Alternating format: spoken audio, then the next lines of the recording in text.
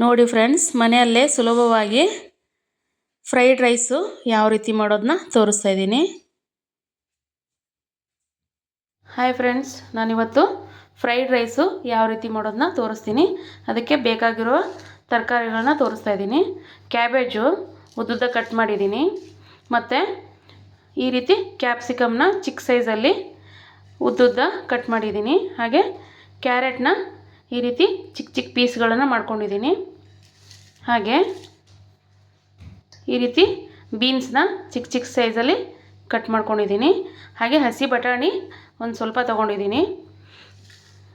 ಹಾಗೆ green chilli ಈ ರೀತಿ ಅಡ್ಡಡ್ಡ ಪೀಸ್ ಮಾಡಿ ಕಟ್ ಮಾಡ್ಕೊಂಡಿದ್ದೀನಿ. ಹಾಗೆ ಸಾಸ್ಗಳನ್ನ ತೊಗೊಂಡಿದ್ದೀನಿ. ಇದು ಗ್ರೀನ್ ಚಿಲ್ಲಿ ಸಾಸು, ಹಾಗೆ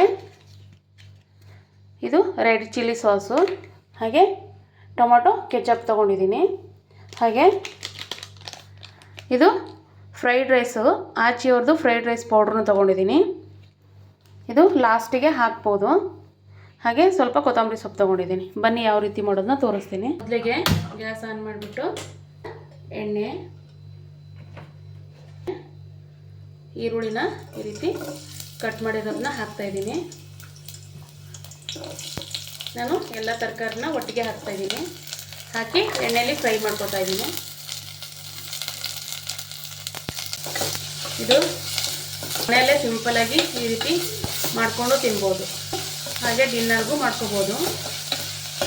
ಮಕ್ಕಳಿಗೆ ತುಂಬ ಟೇಸ್ಟಿಯಾಗಿ ಹೆಲ್ದಿಯಾಗೂ ಇರುತ್ತೆ ತಿನ್ನೋಕ್ಕೆ. ತರಕಾರಿಗಳು ಜಾಸ್ತಿ ಬೇಯಬಾರ್ದು. ಸ್ವಲ್ಪ ಹಾಕ್ತಾಯಿದ್ದೀನಿ.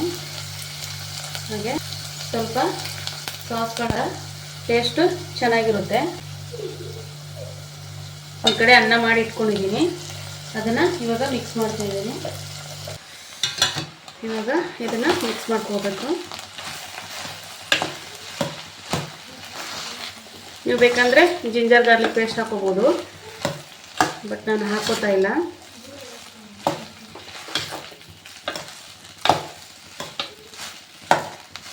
ಈ ರೀತಿ ಮನೇಲಿ ಮಾಡ್ಕೊಳೋದ್ರಿಂದ ಹೋಟ್ಲಲ್ಲಿ ತಿನ್ನೋದು ತಪ್ಪುತ್ತೆ. ಅದು ಪೌಡ್ರನ್ನ ಹಾಕ್ತಾಯಿದ್ದೀನಿ. ಒಂದು ಪ್ಯಾಕೆಟ್ ಪೂರ್ತಿ ಹಾಕೋಬೋದು. ತುಂಬ ರುಚಿಯಾಗಿರುತ್ತೆ, ಹಾಗೆ ಟೇಸ್ಟಿಯಾಗೂ ಇರುತ್ತೆ. ನೋಡಿ ಯಾವ ರೀತಿ ಬಂದಿದೆ ಅಂತ.